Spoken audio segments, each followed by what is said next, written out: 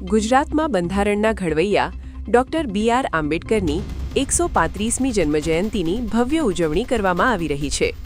મુખ્યમંત્રી ભૂપેન્દ્ર પટેલે ગાંધીનગરમાં બાબા સાહેબને પુષ્પાંજલિ અર્પણ કરી તેમના સામાજિક ન્યાય અને સમાનતાના મૂલ્યોને યાદ કર્યા હતા. આ પ્રસંગે વિવિધ સાંસ્કૃતિક કાર્યક્રમો યોજાયા હતા, જેમાં મોટી સંખ્યામાં લોકોએ ઉત્સાહભેર ભાગ લીધો હતો.